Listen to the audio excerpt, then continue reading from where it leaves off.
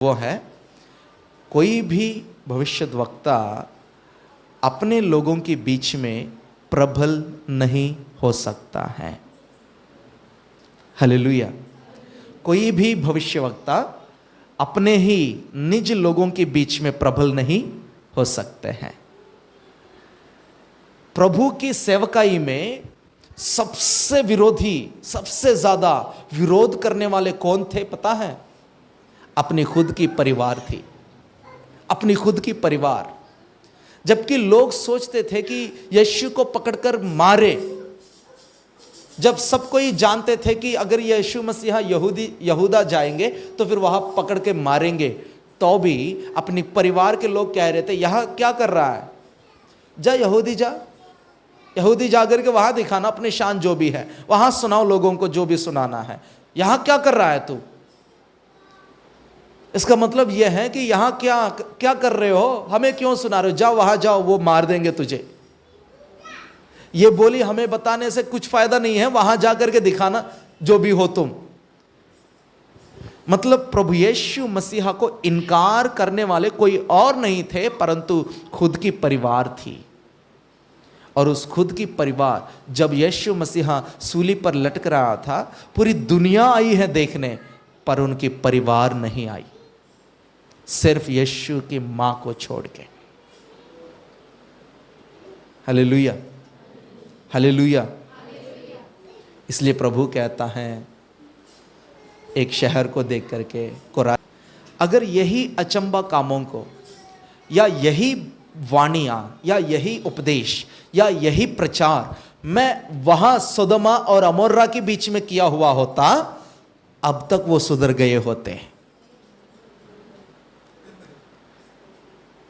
तुम्हारे बीच में मैं इतने बड़े चमत्कारों को करते हुए आ रहा हूं, इतने स्वर्गीय बातों की, गुप्त बातों की भेद में आपके बीच में प्रचार कर रहा हूं, फिर भी तुमने मन फिराया नहीं। अगर मैं यही बातें सोदोमा और अमोरा के बीच में किया हुआ होता। सोदोमा अमोरा एक ऐसा पाप से जकड़ा हुआ शहर थे कि उन्हें प्रभु को ढा देना पड़ा। उस शहर में से लूत के परिवार को छोड़कर कोई और बचा नहीं था। ऐसी शहर में भी जाकर के अगर मैं प्रचार किया होता तो फिर अब उस परिवार बच गई होती, या उस शहर बच गई होती। इससे इसका मतलब क्या है? उस शहरों से भी, सोदोमा और अमोरा के शहरों से बढ़कर पाप आपके अंदर है, इसलिए तुम्हारे मन कठोर हो गया है। इसलिए जितने भी मैं समझाऊं तुम समझ नहीं पा रहा है। Hallelujah, hallelujah. यही वाणी, यही प्रचार अगर मैं अलग अलग कलीसियाओं में प्रचार करने जाऊं तो उनके जीवन में परिवर्तन आ रहा है, लेकिन मेरे निज बच्चे जो मेरे सामने हर संडे आकर बैठते हैं, ये समझ नहीं पा रहा है कि यहाँ पर बोली या वाणी या प्रचार कैसे प्रचार होती है। हालेलुया। इससे मुझे बड़ा अफसोस है, इससे मुझे बड़ा दुख लगता है। प्रभु यीशु मसीहा की मृत्यु से बहुत कुछ बदलाव इस धरती पर हुआ है। प्रभु यीशु मसीहा की मृत्यु इंसान की जीवन को बदल दिया है, और इतिहास को भी बदल चुका है, और इंसानों की जीवन शैली को बदल चुका है, और इंसानों के दिमाग को बदल चुका है। इतना ही नहीं, पूरी दुनिया को हिला डाला है। क्योंकि प्रभु की मृत्यु ऐसी मृत्यु है जब जैसे इतिहास में कहीं नहीं हुई थी और कभी नहीं सुनने को मिली, ऐसी मृत्यु थी। मृत्यु प्रभु यीशु मसीहा का ऐसा हुआ है, लोग तो सोच रहे थे कि हम पकड़कर यीशु को मार डाले हैं, लेकिन जबकि प्रभु यीशु मसीहा कहते हैं जब तक मैं अपने प्राण अपने आप ना दूं कोई इसे नहीं ले सकते हैं। हालेलुया। प्रभु यीशु मसीहा जानबूझकर अपने आप, अपनी प्राण देने के लिए, कुर्बान करने के लिए तैयार हो गया है, लेकिन लोग सोच रहे थे हम पकड़े हैं। हम इसको बंद किए हैं, हम इसको मार दिए हैं। इसलिए प्रभु कहता है, पिता इन्हें क्षमा करो, ये नहीं जानते हैं कि ये क्या कर रहे हैं। एक परमेश्वर की योजना के अनुसार हमारे लिए यीशु मसीह अपने प्राण त्याग दिया है। और इस मृत्यु, प्रभु इस धरती पर आकर के मरने की आवश्यकता क्या थी? क्यों मरना है? परमेश्वर इंसान बन के इस धरती पर उतरकर आकर प्राण को त्याग करने की क्या जरूरत था? क्यों मर चुका है यीशु ने? अगर जरूरत पड़े तो किसी और को मार सकता है। और पुराने नियम में तो बताया गया था, अपने अपने अपराधों के कारण, अपने अपने गलतियों के कारण या अपने अपने पापों के कारण ऐसे ऐसे बलियों को आपको चढ़ाना पड़ेगा। वैसे ही चढ़ाते आ रहे थे। तो जबकि इतने सारे बलिदान करने के बाद भी पिता को या प्रभु यीशु मसीह को इंसान बनकर इस धरती पे आकर मरने के लिए क्या जरूरत था? और यीशु मसीह मरने के बाद भी अभी भी लोग मर रहे हैं। मृत्यु किसी से दूर नहीं है और मृत्यु से कोई परे नहीं है। चाहे धनवान हो, चाहे गरीब हो, चाहे इंसान हो, चाहे जानवर हो, कोई भी हो, इस धरती पर हर किसी के जीवन में मृत्यु को चखना पड़ेगा। ऐसी मृत्यु परमेश्वर को भी नहीं छोड़ा, यीशु मसीह को भी मार दिया है। लेकिन यीशु मसीह की मृत्यु से हमारी मृत्यु के बीच में क्या भेद था? क्या क्या क्या क्या क्या रिलेशनशिप है? और उनकी मृत्यु को हमें इतनी बड़ी रीति से, पुरस्कार की रीति से या उत्सव के रूप में उन्हें मनाने की क्या जरूरत थी? मैं आपसे कहना चाहता हूं, इस धरती पर हर किसी को बर्थडे है, मैरिज डे है और डेथ डे भी है। लेकिन एकमात्र मेरा यीशु को पुनरुत्थान का दिन है, रिजरेक्शन डे है। हालेलुया। इस धरती पर किसी और को नहीं है रिजरेक्शन डे, लेकिन सिर्फ एकमात्र मेरा यीशु को है रिजरेक्शन डे। Hallelujah, hallelujah. इस मृत्यु की चाबी ने इंसान ने खो दिया था। उत्पत्ति में जैसे हम देखेंगे, वहां पर पिता परमेश्वर ने वाटिका में, आदम की वाटिका में आदम और हव्वा को रखा। रखने के बाद दोनों को बताया गया था कि देखो, यहां पर दो पेड़ हैं। एक है जीवन का फल फलने वाली पेड़, दूसरा है अच्छा और बुरा या भलाई और बुराई की भेद बताने वाली या ज्ञान देने वाली पेड़ है। इसका फल तुम्हें खाना मना है। लेकिन हव्वा ने गई, उस शैतान की बातों में आ गई और जिन फल को खाने से मना किया गया था उसी फल को खा ली। खाने के बाद पिता परमेश्वर उनके पास आ जाता है। फिर से पढ़िए 8वां आयत को। यहोवा परमेश्वर ने दिन की ठंडे के समय, मतलब शाम के समय में वाटिका में फिरता था। उनका शब्द उन्हें सुनाई दिया था। तब आदम और उसकी पत्नी वाटिका के वृक्षों के बीच में उनके पीछे यहोवा परमेश्वर से छिप गए हैं। हालेलुया। यहां ध्यान दीजिए, आदम और हव्वा दोनों ने, नर और नारी दोनों को प्रभु ने हुक्म दिया था कि उस फल को तुम्हें नहीं खाना है। लेकिन गलती किसी का भी क्यों ना हो, दोनों ने परमेश्वर की महिमा को खो दिए हैं। दोनों ने परमेश्वर की अनुग्रह को भरपूरी से खो दिया है।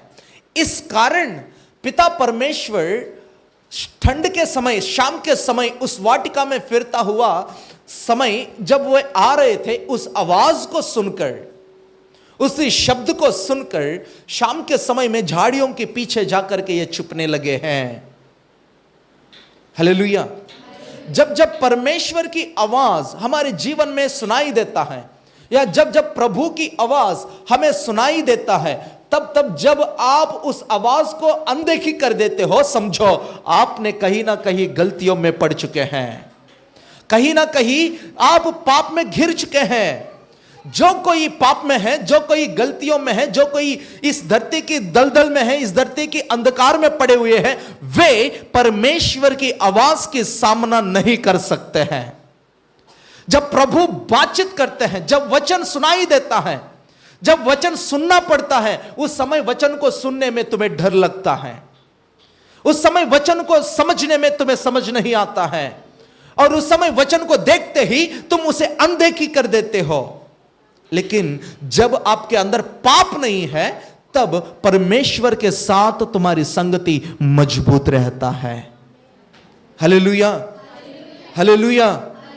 ध्यान दीजिए, अगर आपको लगता है कि इन परमेश्वर की वचन से नफरत है, अगर आपको लगता है वचन अभी मुझे नहीं सुननी है, वचन मुझे समझ नहीं आ रहा है, इसका अर्थ यही है आपके जीवन में परमेश्वर से अधिक कोई और राज्य कर रहा हो सकता है पैसे, हो सकता है समाज की बोली, हो सकता है अपनी अपनी अपनी आदर, हो सकता है परिवार, हो सकता है आपकी बोली, हो सकता है आपकी चाल चलन, कुछ भी हो, कुछ ना कुछ आपको परमेश्वर की आवाज से रोक रहा है, इसलिए आप वचन की सामना नहीं कर पाते हो।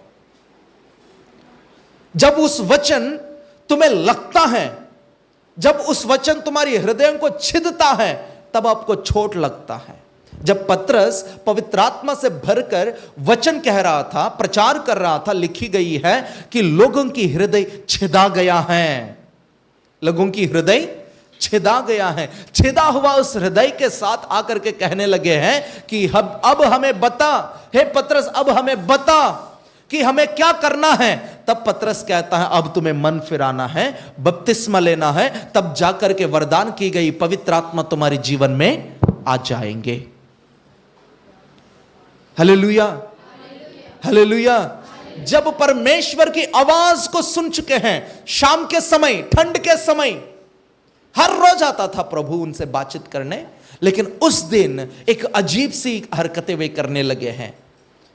एक स्कैरी थिंग, स्ट्रेंज थिंग वे महसूस करने लगे हैं। तब तक वो घूम रहे थे, तब तक वे नाच रहे थे, तब तक वो खेल रहे थे, तब तक वे बातें कर रहे थे, तब तक जैसा था वैसा ही था माहौल। लेकिन जब परमेश्वर की आवाज उनके कानों में गूंजने लगे हैं, तुरंत वे झाड़ियों के पीछे जाकर छुपने लगे हैं। वैसे अगर आप भी परमेश्वर से छुपने की कोशिश कर रहे हो, अगर आज आप भी परमेश्वर की आराधना से दूर भागना चाहते हो, तो याद रखना आपके जीवन में कहीं ना कहीं शैतान अपना काम शुरू कर चुका है। आगे पढ़िए। तब यहोवा परमेश्वर ने पुकार कर आदम से पूछा, हे अब्राहम, तू कहां है? क्या सर्वशक्तिमान यहोवा, सर्वांतर्यामी यहोवा, सर्वज्ञानी यहोवा क्या यह नहीं जान सकता छोटा सा वाटिका में आदम कहां छुपा है? क्या इन्हें नहीं पता है कि आदम कहां जाकर के छुप गया? जबकि यहोवा परमेश्वर सर्वांतर्यामी है। सर्वांतर्यामी का मतलब इसी समय, इसी वक्त जैसे हमारी बीच में है, वैसे छतरपुर कलिसिया में भी है, वैसे ही मैदानगढ़ी कलिसिया में भी है, वैसे नेपसराय वाली कलिसिया में भी है, वैसे भाटी माइंस में भी है, वैसे आंध्र में भी है, तमिलनाडु में भी है, उड़ीसा में भी है, झारखंड में भी है, वैसे अमेरिका में भी है। एक ही समय पर एक ही खुदावंद अलग अलग जीव अलग अलग जगहों में अलग अलग लोगों के बीच में उपस्थित है। इसे कहते हैं सर्वांतरयामी या सर्वव्यापी। हर जगह में व्यापित हुआ परमेश्वर है। जैसे हवा व्यापित है, जैसे रोशनी व्यापित है, वैसे ही मेरा खुदावंद भी सर्वव्यापी है। क्या वे नहीं जान सकते हैं कि आदम कहां छुपा है? सही से बैठो। क्या वो उन्हें नहीं पता आदम कहां छुपा है, कहां है?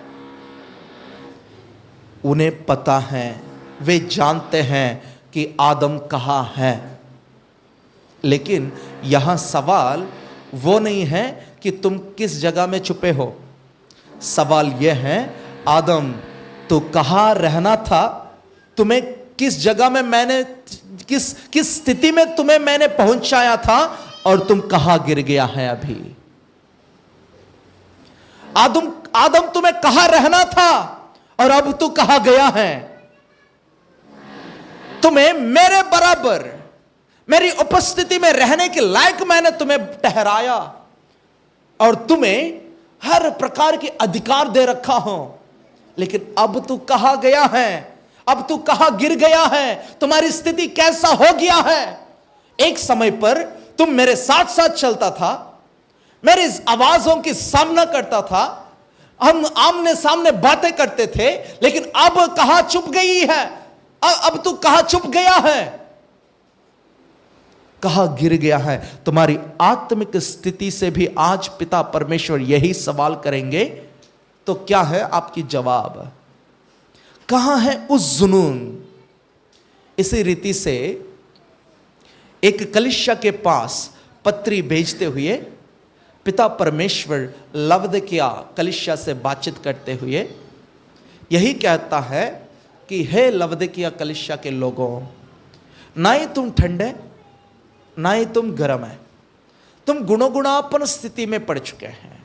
इसलिए तुम अपना पहला प्यार को याद करना। देखिए उस आयतों को, प्रकाशित वाक्य की पुस्तक अध्याय नंबर 3।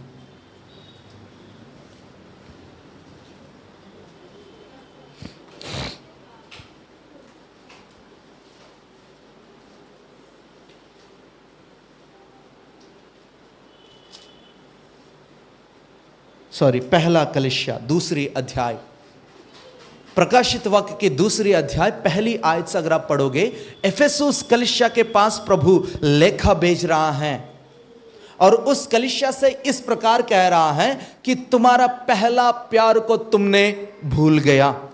पढ़िए उन आयतों को।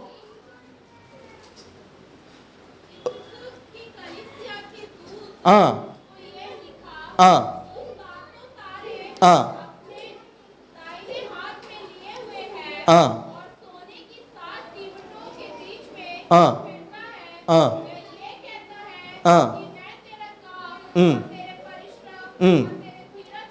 मैं तुम्हारा काम, तेरा परिश्रम और तेरा धीरज को मैं जानता हूं। और मैं ये भी जानता हूं कि तुम बुरे लोगों को देख नहीं सकते हैं।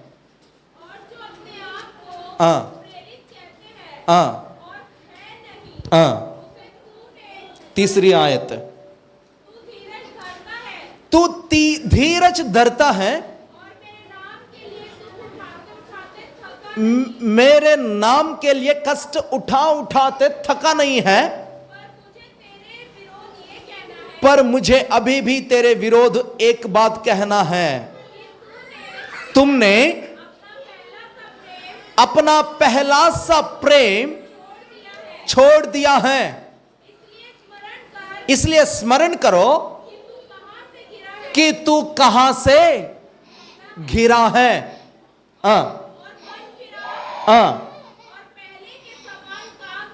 पहले के समान काम करो। Hallelujah, hallelujah. आदम से परमेश्वर ने कहा था कि तू कहां गिर गया है, तू कहां है, तू कहां रहने वाला था, तू कैसे रहने वाले थे, लेकिन अब तू कहां है?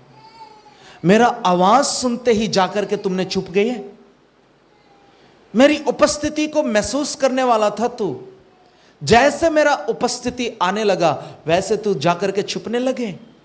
और वैसे ही पहला कलीसिया से कह रहा है कि हे कलीसिया, मैं जानता हूं तू अच्छा है, मैं जानता हूं तू बड़े बड़े काम मेरे लिए किया है, मैं जानता हूं तुमने धीरज धर के मेरे कारण कष्ट उठाया था और बुरे लोगों के सामना किए थे। जब लोग कहते थे कि जब लोग तुम्हारे पास आकर के कुछ प्रसाद देते थे, तुम कहते थे नहीं हम चर्च में जाते, हम नहीं खा पाते। जब लोग आपके पास आकर के कहते थे कि चलो हम फलानी जगह में जाएंगे, तब तो तू कहते थे कि नहीं हम चर्च में जाते हैं, हम उस जगह में नहीं जा सकते। हम जानते हैं कि इस प्रकार तुम अच्छा काम करने वाले हैं, लेकिन फिर भी मुझे एक गलती आपकी यहां पर मुझे बताना होगा। हालेलुया। गलती यही है कि तुमने अपना पहला सा प्रेम को छोड़ दिया है। पहला सा विधि को मानने वाली स्थिति को तुमने छोड़ दिया है। ऐसी स्थिति में से तुमने गिर गया। ऐसी स्थिति में से गिरने पर आपके अंदर जो जुनून है वो ठंडा हो जाती है, आपके अंदर जो प्रेम है वो ठंडा हो जाती है। परमेश्वर से प्रेम करने की तरीका में बदलाव आ जाता है। इसलिए जब हम गर्म हैं तभी हथौड़े से मार मार के प्रभु हमें एक बड़ा तलवार बना सकता है, लेकिन जब ठंडा हो जाते हैं फिर दोबारा गर्म करना पड़ेगा। अपनी धरी को खोने का खतरा है। Hallelujah, hallelujah. इसलिए यहाँ पर परमेश्वर ने उन्हें जो अधिकार था वो आदम और हव्वा ने खो दिया है। इसलिए मृत्यु इंसान के जीवन में आ गया कि मृत्यु हमारे जीवन में बहुत बड़ा समस्या है जिससे कोई भी बच नहीं सकते हैं। मृत्यु को पार करने वाला अब तक पार किया हुआ व्यक्ति कोई भी नहीं है, सिर्फ मेरा यीशु मसीह ही मृत्यु पर जीत को पाया है। आमीन। तो क्यों यीशु मसीह को इस धरती पर उतरकर आने का जरूरत क्यों पड़ी है, और मरने की जरूरत क्या था, और मरने के बाद मृत्यु को फिर दोबारा हराते हुए जीतने की या फिर जी उठने की जरूरत क्या था, और इस कार्यक्रम के साथ साथ हमारे जीवन में क्या मिला है, क्यों इतना बहुत कुछ, इतना बड़ा यज्ञ करने की क्या जरूरत पड़ी है। इन बातों को समझना और उसके अनुसार चलने की कोशिश करना एक मसीह व्यक्ति होने के नाते हमारे जीवन में बहुत बड़ा ज़रूरत है। हालेलुया, आमीन। मृत्यु इंसान के जीवन में एक बहुत बड़ा समस्या है, और इस समस्या शुरू हुई थी आदम और हव्वा के समय से। आदम और हव्वा इन दोनों ने प्रभु से बहुत अच्छा रिश्ता बांध कर रखे हुए थे, परमेश्वर के साथ चलने वाले थे, परमेश्वर की चेहरा को आमने सामने देखने की सामर्थ्य उनके अंदर था, और प्रभु की वचन या उनके शब्द उनसे आमने सामने बात भी वे कर पाते थे। लेकिन ऐसी स्थिति में से आदम और हव्वा ने प्रभु को देखकर और उनकी आवाज़ को सुनकर छिपने की स्थिति में वे गिर गए थे, और ऐसी समस्या उनके जीवन में आ गया था। ऐसी गलतियां उन्होंने करके बैठे थे, और वहां पर प्रभु आदम के साथ बातचीत करते हुए इस प्रकार कहता है। देखिए उत्पत्ति अध्याय नंबर 2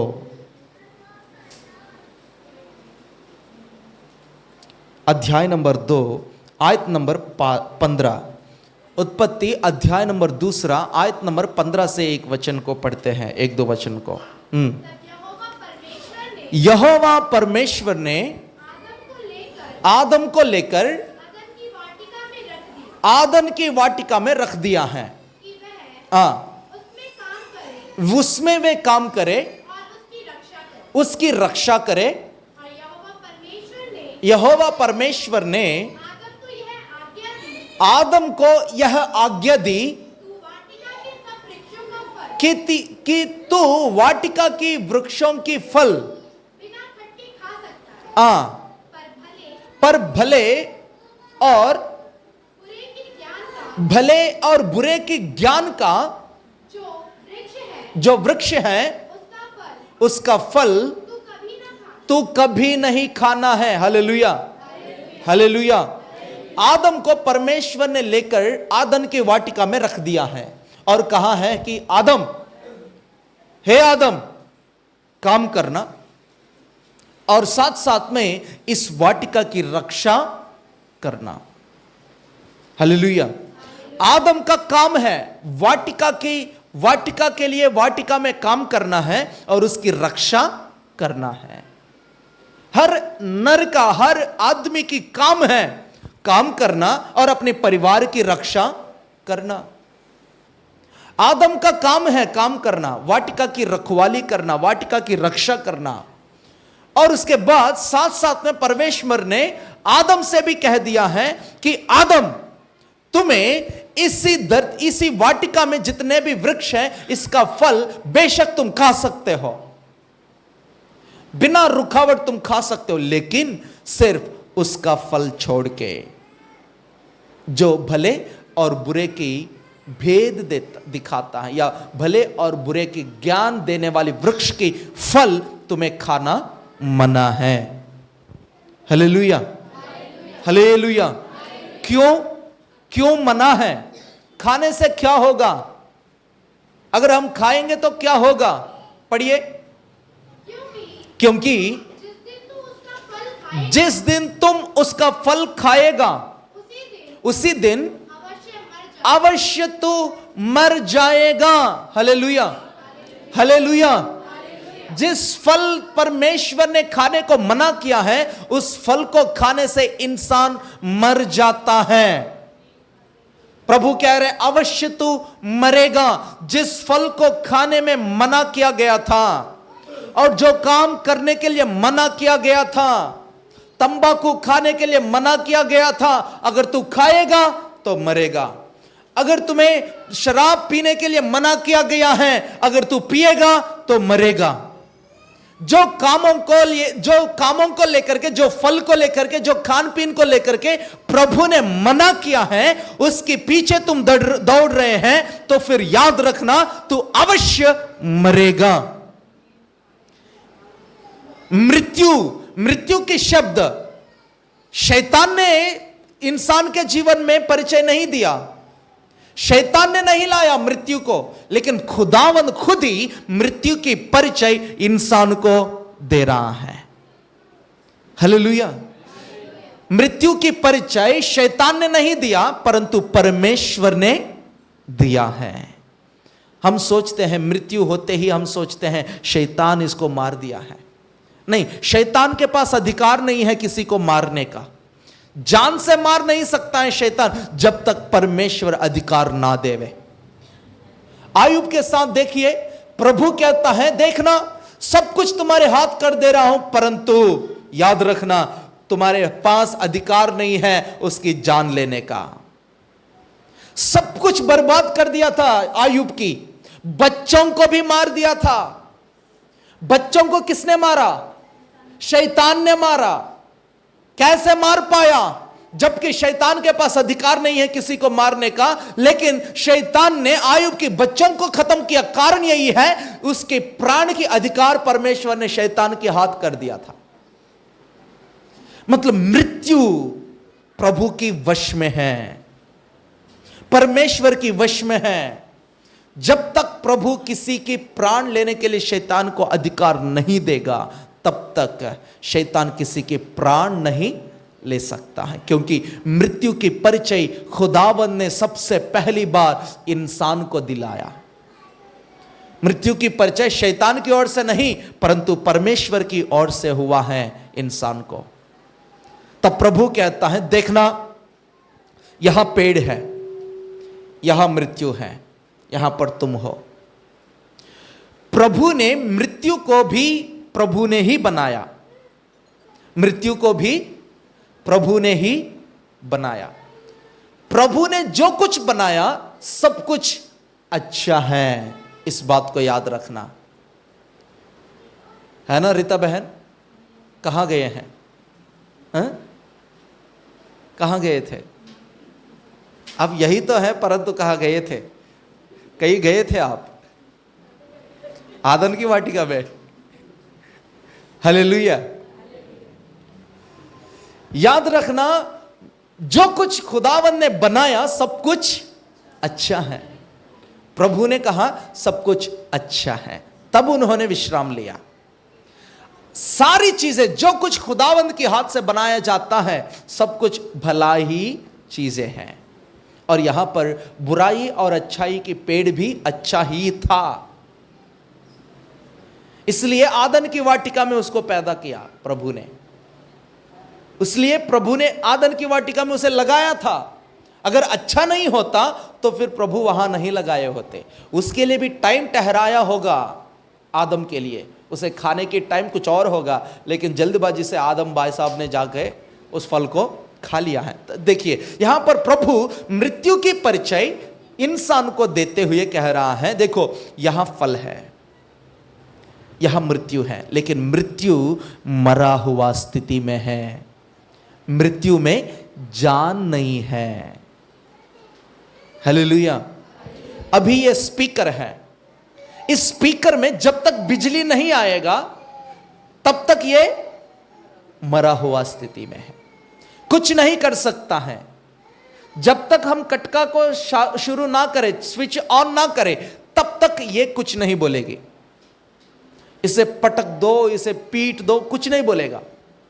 लेकिन जब स्विच ऑन किया, यहां से कोई बोलते हैं तब वो बोलेगा। वैसे ही मृत्यु को परमेश्वर ने मरा हुआ स्थिति में बनाया था। इसलिए जब तक आदम ने हद पार नहीं किया तब तक उस मृत्यु के अंदर जान नहीं आई। यीशु ने कहा, प्रभु ने कहा, पिता ने, देखो आदम फल है, मृत्यु है और आप हो। मृत्यु मरा हुआ स्थिति में है, उसकी चाबी मैं तुम्हें देता हूं, कुंजी लो। मृत्यु की कुंजी इंसान को पकड़ाया था परमेश्वर ने। कैसे? कुंजी यह है, अगर तू जाकर के फल खाएगा मृत्यु जिंदा हो जाएगी। कुंजी यही है, तुम जाओगे वहां दरवाजा खोलोगे, यहां काम शुरू हो जाएगा, वहां स्विच डालोगे, यहां फैन घूमेगा। हालेलुया। मृत्यु को परमेश्वर ने ही बनाया।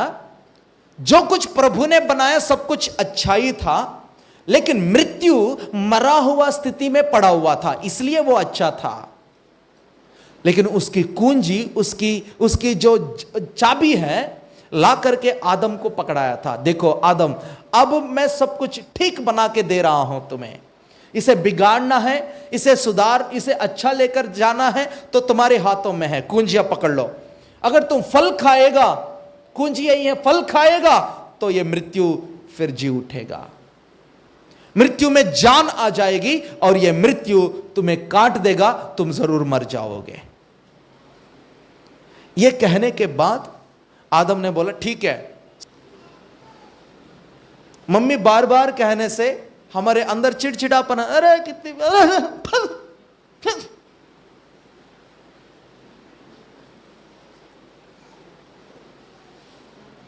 बड़ा समझते हैं हम, और यहां पर आदम भी वही बड़ा समझ गया, परमेश्वर से भी ज्यादा समझा जाके, और उस फल को तोड़ के आ गया है, फिर खा लिया।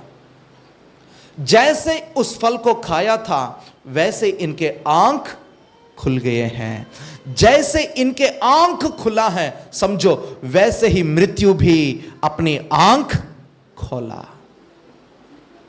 वैसा आ गया है मृत्यु इंसान के जीवन में, और इस मृत्यु को फिर वापस मरा हुआ स्थिति में गिराना है, फिर मार देना है इस मृत्यु को। फिर इस मृत्यु को मारने के बाद ही इंसान दोबारा उस जीवन की फल की वृक्ष को खाने की मौका मिल जाएगी, क्योंकि वहां दो वृक्ष हैं, एक है अच्छाई और बुराई की भेद बताने वाला, ज्ञान बताने वाला, ज्ञान देने वाला वृक्ष है, और दूसरा जीवन की वृक्ष, जीवन के फल देने वाला वृक्ष है। और उस वृक्ष का फल को छोड़कर अच्छाई बुराई के फल खाया, इसलिए इंसान के जीवन में मृत्यु आ गया है। कुंजी यही था, डिसोबीडियंस। डिसोबीडियंस को क्या कहते हैं हिंदी में? अनाज्ञाकारी। हालेलुया। जब इंसान अनाज्ञाकारी बन चुका है, तुरंत मृत्यु इंसान के जीवन में प्रवेश कर लिया। जब हम अनाज्ञाकारी हो जाएंगे, जब हम परमेश्वर की आज्ञाओं की उल्लंघन करेंगे, तुरंत शैतान हमारे जीवन में काम करना शुरू करेगा। जब तक हम आज्ञाकारी हैं, तब तक प्रभु की आत्मा हमें उन्नति में लेकर चलेगा। जिस दिन आप अनाज्ञाकारी हो जाओगे, जिस दिन आप प्रभु की आज्ञा को उल्लंघन करोगे, उसी दिन समझो आत्मा हटके शैतान आपके अंदर आ जाएंगे। हालेलुया। वैसे ही आदम ने अपने जीवन को शैतान के हाथ कर दिया। मृत्यु की चाबी शैतान के हाथों में सौंप दिया है। अब उसी शैतान की सिर कुचल के उस चाबी को फिर वापस लेना है। इस काम इंसान नहीं कर सकते हैं। इंसान की बस की बात नहीं है। प्रभु ने ढूंढा, खूब ढूंढा, कोई आज्ञाकारी मिल जाए तो मैं उनके द्वारा उस चाबी को फिर वापस इंसान के हाथ कर दूं। प्रभु ने अब्राहम को देखा। अब्राहम भी प्रभु की दोस्त तो कहलाया गया था, लेकिन वे भी प्रभु की आज्ञा को तोड़ दिया था, अनाज्ञाकारी हुआ। कहा था, अब्राहम रुक जा, मैं तुम्हें संतान दूंगा। तुरंत वो गए, हाजिर से शादी कर लिया। अनाज्ञाकारी हो गया है। उसके बाद प्रभु ने मूसा को चुना। मूसा क्या तू कर सकता है? उन्होंने भी हत्या कर दी, अनाज्ञाकारी हो गया। उसके बाद परमेश्वर ने एलीशा साथ साथ में दाऊद को भी चुना।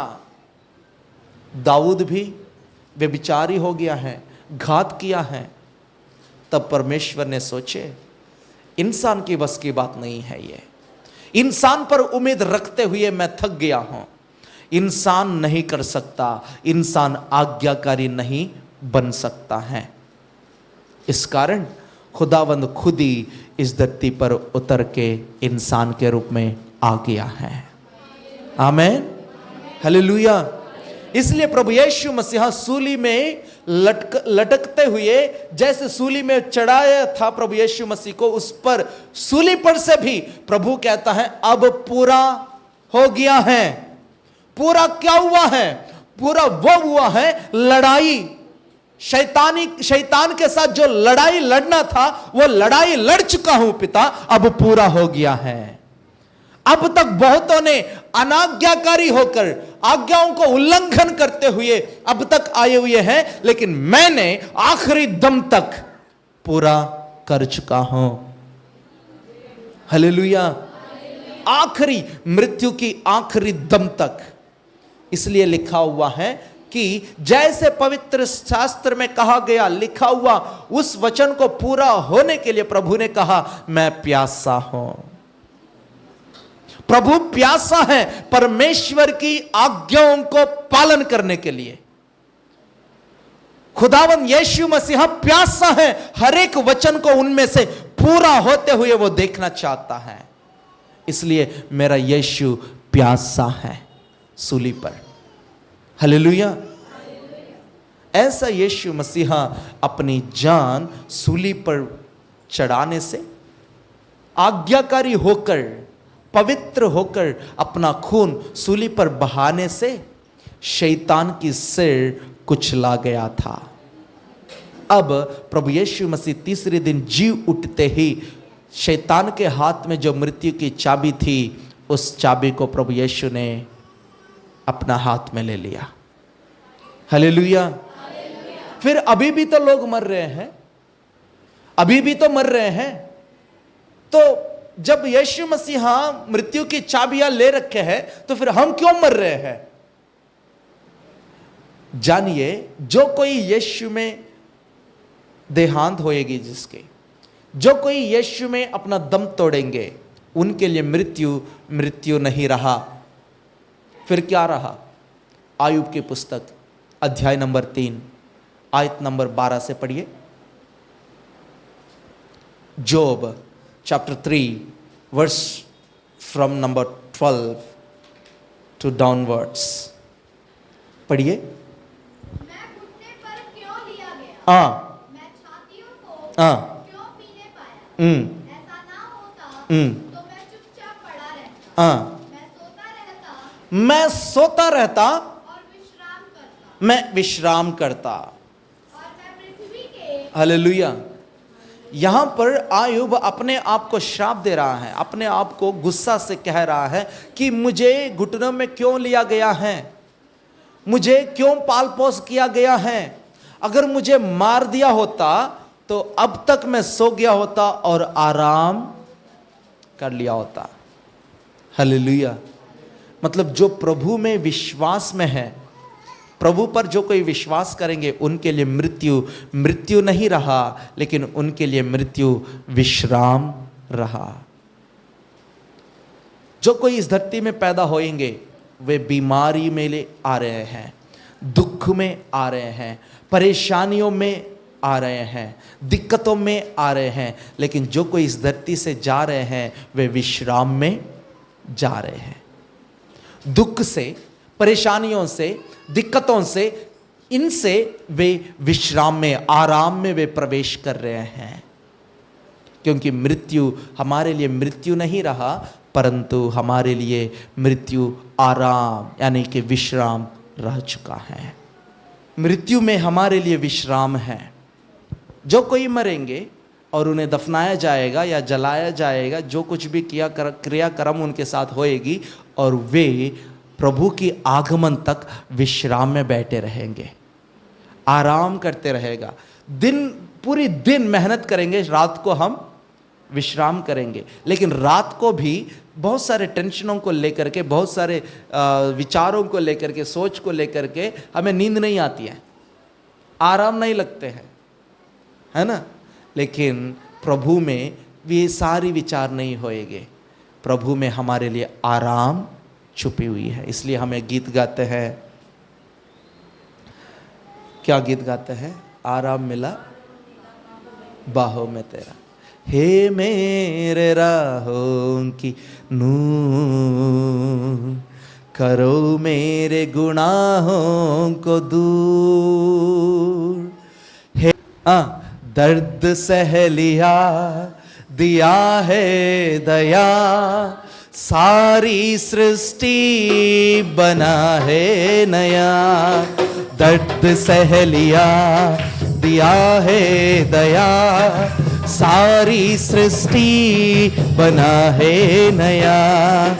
यीशु प्यारा निराला मेरा, यीशु प्यारा निराला मेरा, आराम मिला बाहों में, आराम मिला बाहों में तेरा।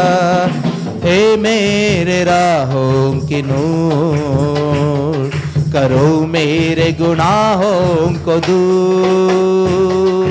हे मेरे राहों की नूर, करो मेरे गुनाहों को दूर। हालेलुया, आमेन। प्रभु के हाथों में हमें आराम है, उनकी बाहों में हमारे लिए आराम छुपी हुई है। इसलिए जानिए, प्रभु की मृत्यु अपने लिए नहीं परंतु हमारे लिए हुई है। प्रभु की मृत्यु में से हमें विश्राम मिल जाती है। प्रभु की मृत्यु में से हमारी पापों से छुटकारा और नया जीवन के आरंभ हमारे लिए मिल जाती हैं। प्रभु की मृत्यु में से शैतान के अधिकार हम पर से हट जाती है और प्रभु की हुक्म हमारे जीवन में शुरू हो जाती है। इसलिए प्रभु की मृत्यु पर विश्वास हमें करना है।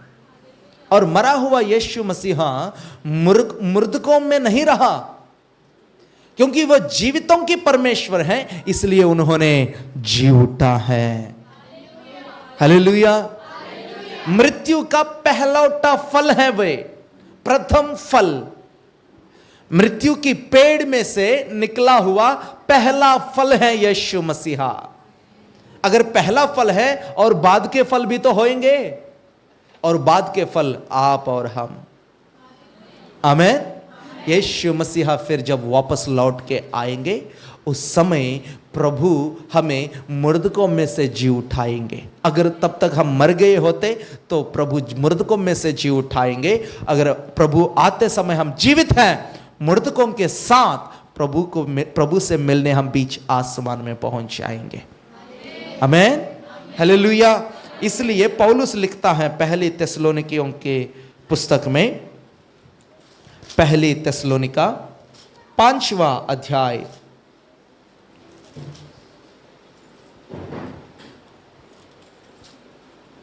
चौथा अध्याय, आयत नंबर 13 से।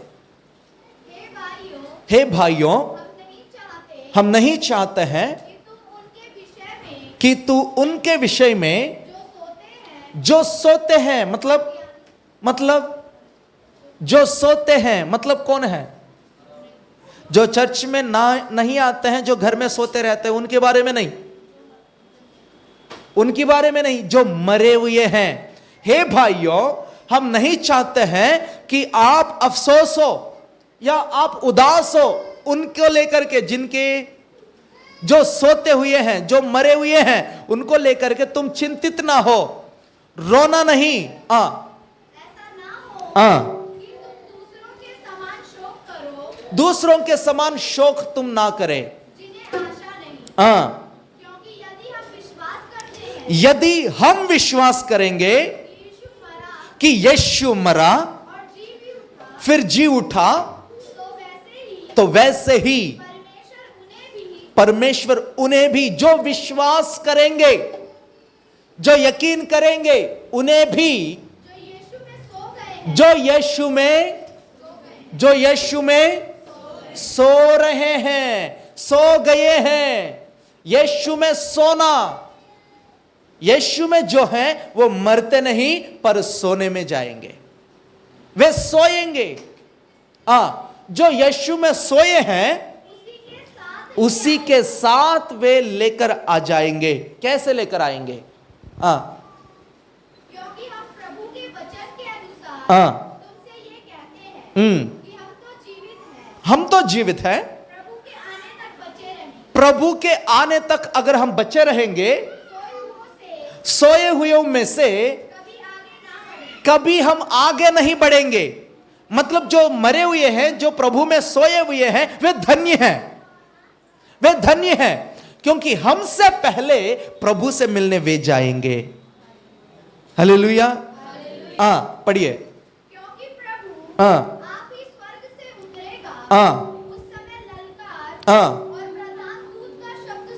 ललकार और प्रधान दूत की शब्द सुनाई देगी, और परमेश्वर की तुरही फूकी जाएगी, और जो मसीह में मरे हैं वे पहले जी उठेंगे।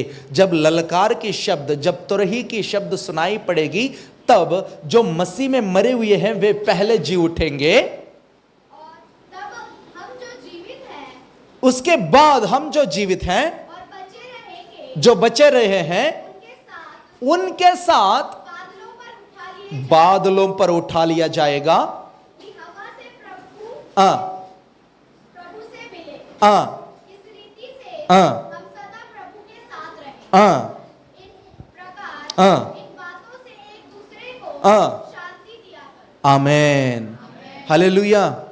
बादलों पर यीशु आने वाला है, विश्वासियों को ले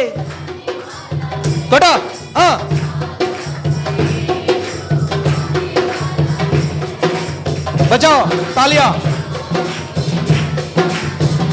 फिर से बादलों पर यीशु आने वाला है, विश्वास परदेसियों को ले जाने वाला है, उसके साथ रहना है कितना आनंद है, उसकी स्तुति करना है कितना सौभाग्य हो, उसके साथ रहना कितना आनंद है, उसकी स्तुति करना कितना सौभाग्य। आओ मिलकर गाए हम हालेलुया। अरे हाँ वो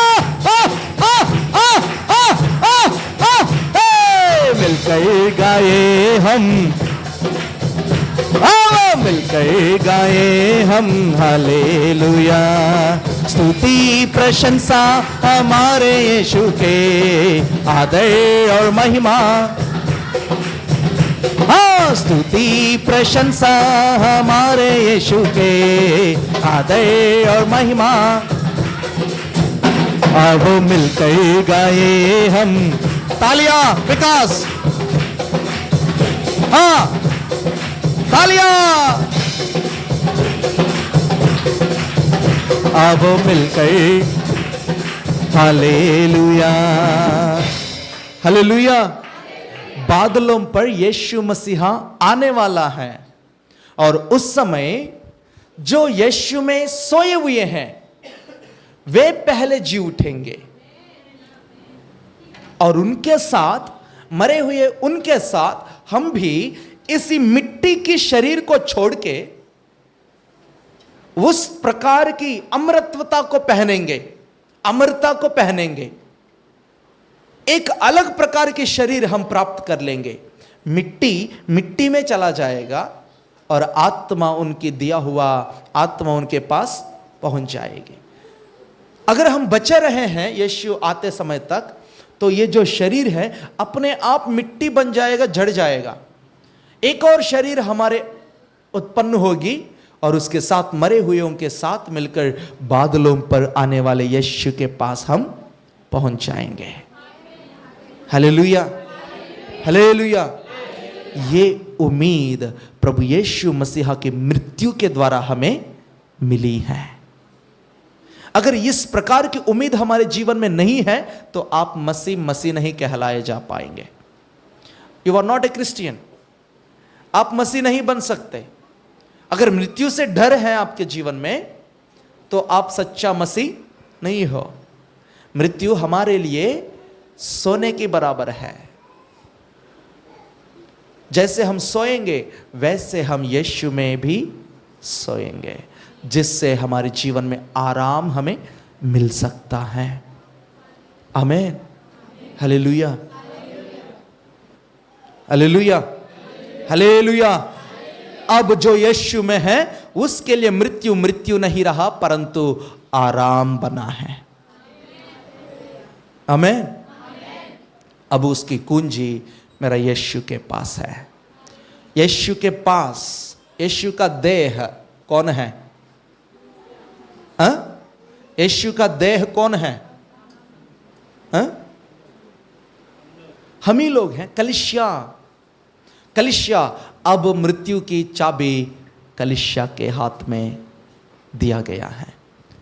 अब कलीसिया को सोना नहीं, नींद में सोना नहीं है, परंतु जगे रहना है, प्रार्थना में उसके लिए इंतजार करते रहना है, इस चाबियों को पकड़ के रखना है। फिर दोबारा शैतान को बेचना नहीं चाहिए। Hallelujah hallelujah.